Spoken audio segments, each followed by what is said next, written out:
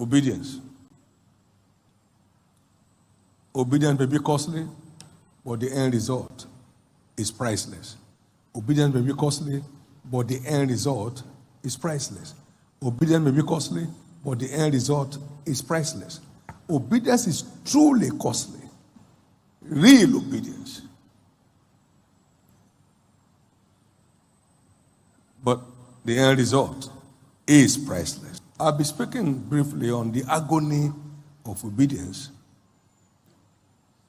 The agony of obedience. But let's quickly understand this, that the agony of obedience is far cheaper than the destruction of disobedience. Far cheaper than the destruction of disobedience.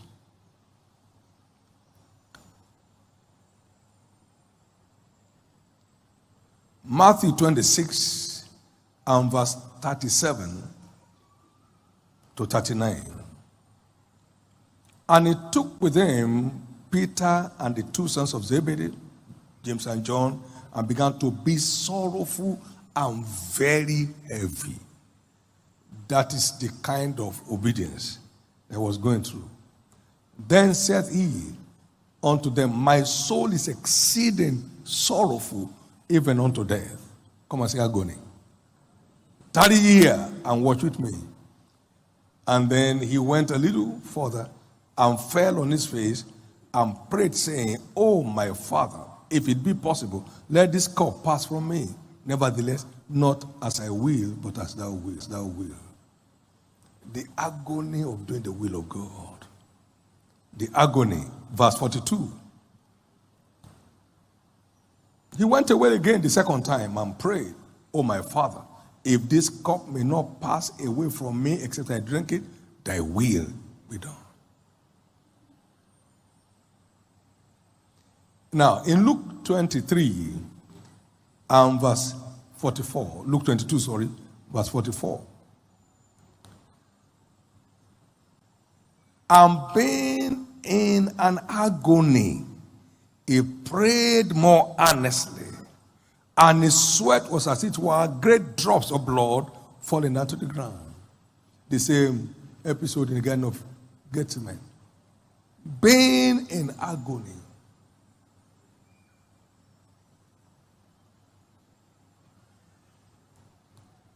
There is nothing hideous about this. He said, no, look, come unto me that labor heavy laden, I'm going to give you rest. Come and learn of me.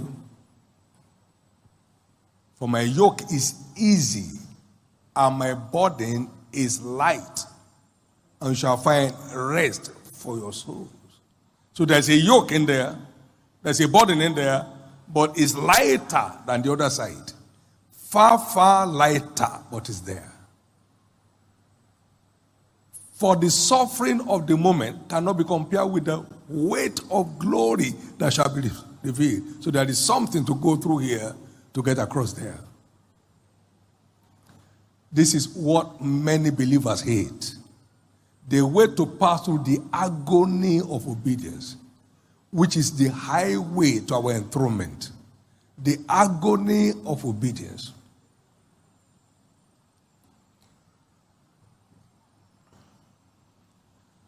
What makes it more agonizing is that he had power to get out of it, but he chose to stay with it. No one took my life from me. I have power to lay it down. I have power to take it again. Whom seek ye? They said Jesus. They fell backward and to the floor. Amen. John chapter 18 and verse 6. They fell straight.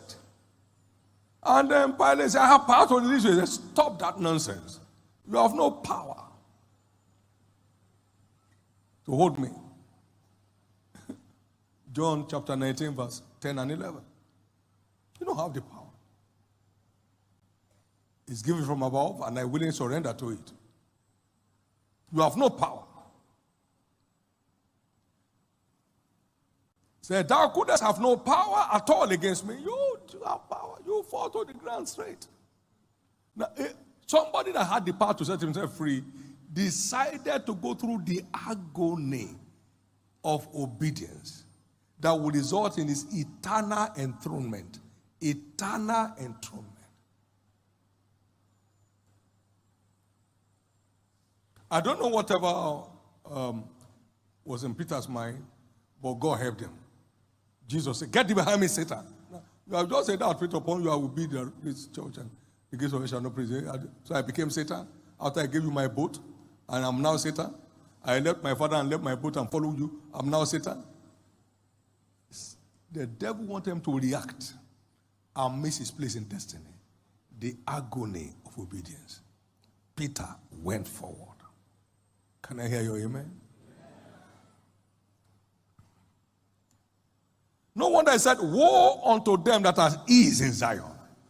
Oh, commandments are not meant to be convenient. They are meant to be obeyed. They are meant to be obeyed. They are not designed to be convenient. They are packaged to be obeyed.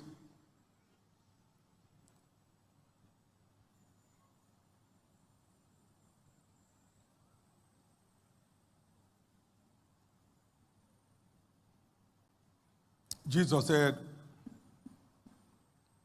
"And does my Father love me because I laid down my life? No one took it from me. I have power to lay it down. I have power to take it again.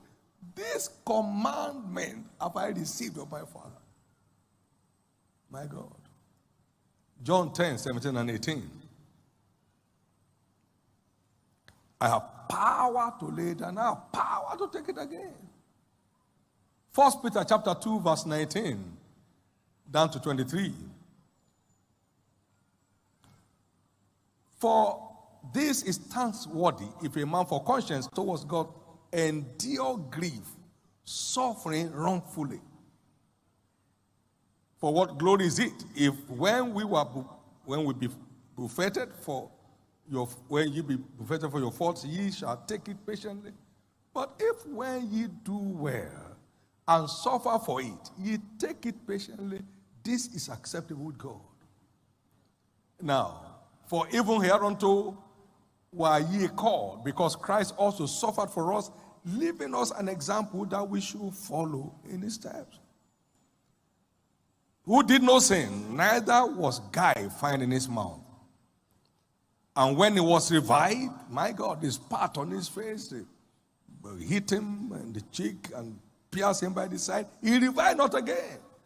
When he suffered, he threatened not, but committed himself to him that judged righteously. That's a picture of the agony of obedience.